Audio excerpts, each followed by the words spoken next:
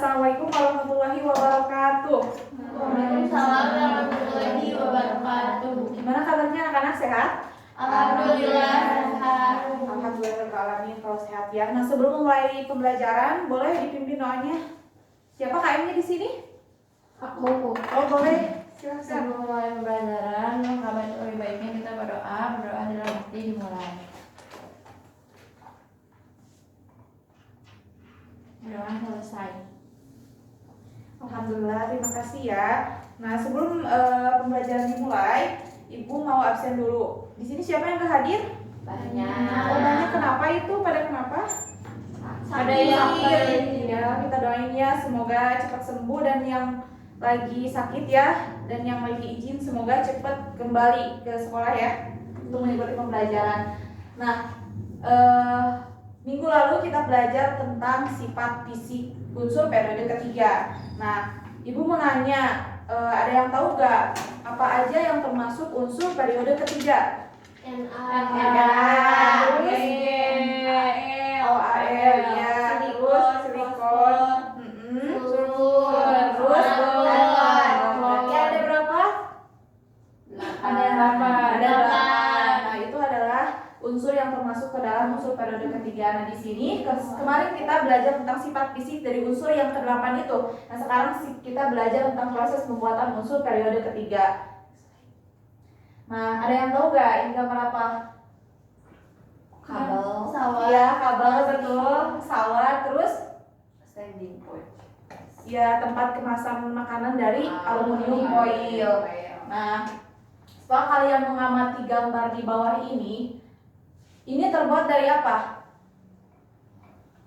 Ada yang dari aluminium. Ya, aluminium, betul. Terus, nah ini semua teman-teman adalah salah satu contoh dari unsur periode ketiga yang terbuat dari aluminium. Aluminium itu adalah salah satu unsur periode ketiga. Nah, di sini kita akan mempelajari tentang proses pembuatan unsur periode ketiga. Next slide. Nah, di mana tujuan pelajarannya tuh peserta didik mampu menjelaskan proses pembentukan unsur periode ketiga. Yang selanjutnya indikator pembelajarannya mampu menjelaskan proses pembentukan unsur periode ketiga, yaitu ada Na, Mga, Lsi, PSCl dan Al. Next slide. Nah, di sini Ibu akan memberikan LKPD untuk kita memecahkan masalah yang tadi ya. Bagaimana tentang proses pembuatan aluminium. Di sini Ibu akan bagi 2 kelompok. Nah, coba teman-teman buka di halaman pertama. Di sana kita disuruh untuk mengorientasi masalah. Nah, di sana ada wacana. Di sana ada wacana. Boleh teman-teman dibaca wacananya ya. Ya, Bu. Ya, coba dibaca.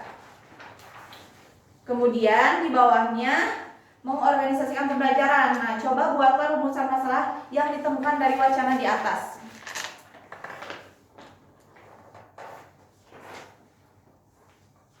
Ada yang ditanyakan? Kelompok 1 dan 2? Oke, boleh ya. Udah yang mengorganisasikan pembelajaran? Udah. Oke, kita masuk ke tahap selanjutnya, yaitu ke tahap hipotesis. Coba kalian buat hipotesis sementara dari rumusan masalah yang telah kalian buat. Satu aja ya. Oke.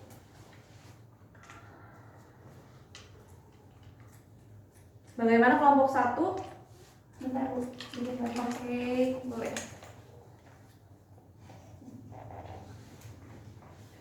Bagaimana kelompok 2? Sudah? Sudah. Nah, kita masuk ke tahap selanjutnya. Di sana ada beberapa soal. Coba kalian isi ya. Kelompok 1 mengisi soal nomor 1 dan kelompok 2 mengisi soal nomor 2. Ibu kasih waktu 1 menit ya. Coba dibaca dan dicermati.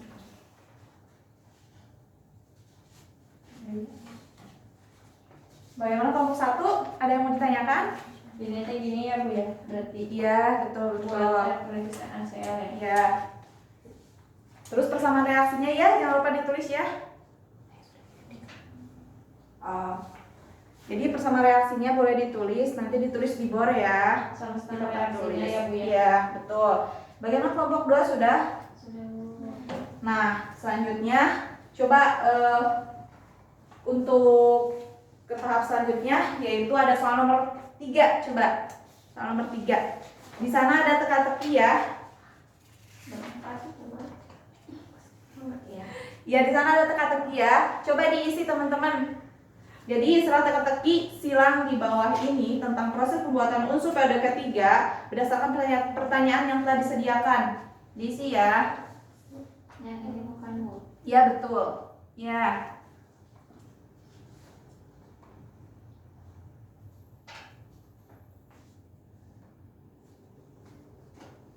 Anggota kelompoknya tolong kerjasamanya ya. Dia sama Bu ini. Ya, bagus. Bagaimana kelompok 1, 2 sudah? Belum. Ibu kasih waktu 1 menit ya.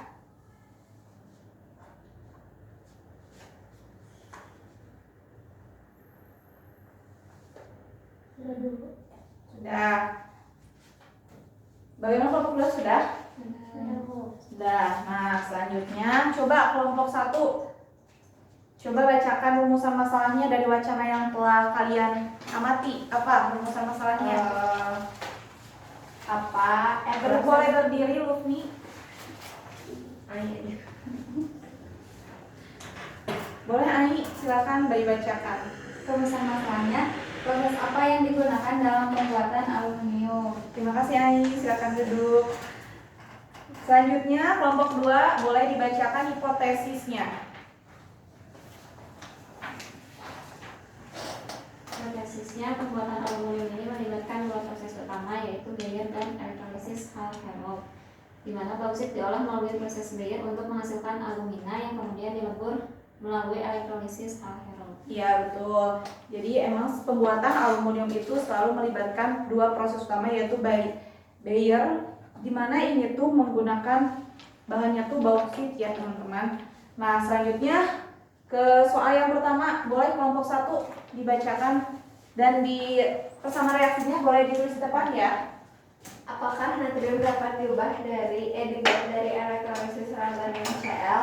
Ya. Natrium tidak dapat dibuat dengan elektrolisis larutan NaCl karena natrium akan bereaksi dengan air. Ya, boleh ditulis sama reaksinya.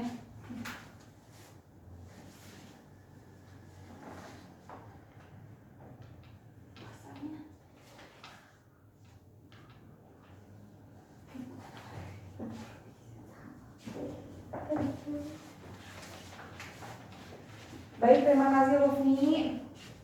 Nah, di sini berarti kita masuk ke dalam proses pembuatan unsur natrium ya. Nah, jadi emang benar unsur natrium itu adalah tidak dapat dibuat dengan elektrolisis larutan NaCl. Nah, ini tuh karena natrium akan bereaksi dengan air ya teman-teman. Nah, natrium murni ini hanya bisa dihasilkan melalui elektrolisis lalehan natrium klorida, bukan dari larutan air ya. Jadi, nah ini persama reaksinya ya. Jadi pembuatan natrium itu dapat dilakukan dengan proses Downs, di mana ini tuh elektrolisis lalehan dan leburan ya. Jadi pembuatan natrium itu bukan dari cairan tapi dari lalehan dan leburan, yang nantinya tuh akan ditambahkan dengan kalsium klorida sehingga suhunya tuh menurun ya menjadi 580. Bisa dilihat persamaan reaksinya. Di sini ada reaksi, ada katode dan ada anodenya. Nah, selanjutnya pertanyaan nomor 2, boleh kelompok 2 dibacakan. Pertanyaannya, jelaskan pengolahan belerang menurut cara ini phase dulu bacanya. Ya, phase.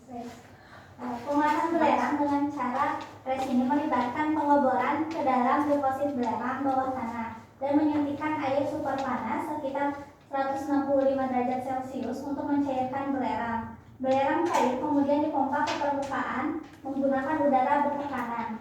Lalu proses ini memungkinkan ekstraksi belerang murni tanpa perlu penambangan konvensional. Ya, betul. Jadi pengolahan belerang itu dengan cara metode press ya, di mana ini tuh melibatkan pengeboran ke dalam deposit ya. Nah, di sini nah, ini ya. Karena pada proses ini tuh deposit belerangnya itu padat dalam tanah dilalaikan di tempatnya dengan air yang sangat panas. Nah, kemudian si lalehan belerang ini ditekan keluar dengan udara dan keluar menyerupai ini menyerupai busa ini belerang ya. Bisa dilihat teman-teman hasilnya dan caranya. Ini ada gambarnya ya. Next. Coba di sana kita jawab pertanyaan nomor 4 tentang teka-teki silang. Coba yang nomor 1 apa isinya? Ya betul. Yang nomor 2 sulfur, yang nomor 3 aluminium, yang nomor 4 natrium, yang nomor 5 kuning, yang nomor 6 ya. Jadi apa wujud dari unsur argon? Unsur argon itu adalah wujudnya tuh gas. Nah di sini boleh sebelumnya lagi.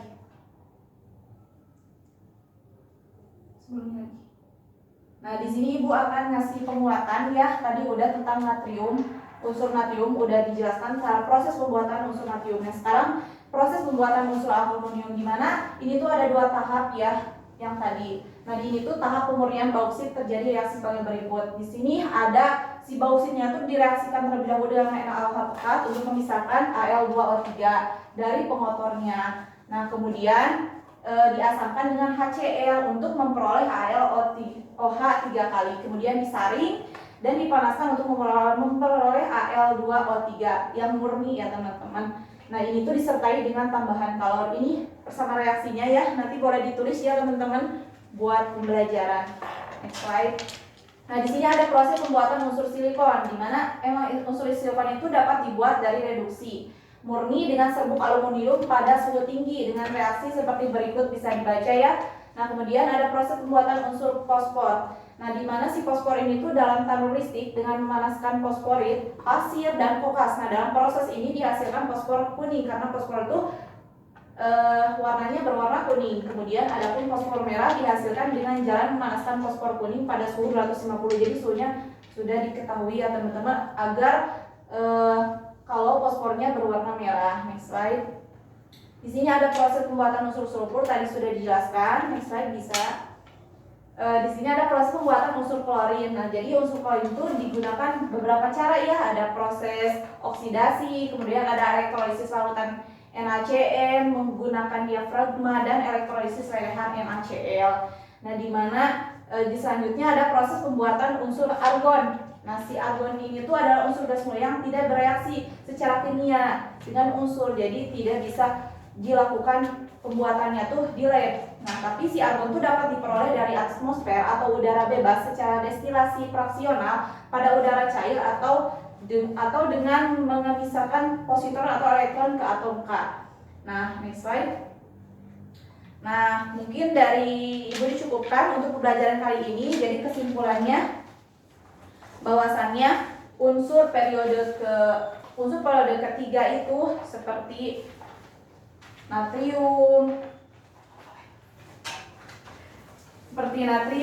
aluminium, silikon, fosfor, sulfur, klorin, dan argon itu mempunyai cara proses pembuatan yang berbeda-beda. Tetapi argon itu tidak bisa diperoleh atau dilakukan pembuatannya di lab ya teman-teman. Nah ini ada soal ini boleh dikerjakan, nanti dikerjakan di rumah masing-masing, besok dikumpulkan ya teman-teman. Nah mungkin dari Ibu dicukupkan, mohon maaf bila ada kesalahan. Wassalamualaikum warahmatullahi wabarakatuh. Waalaikumsalam warahmatullahi wabarakatuh.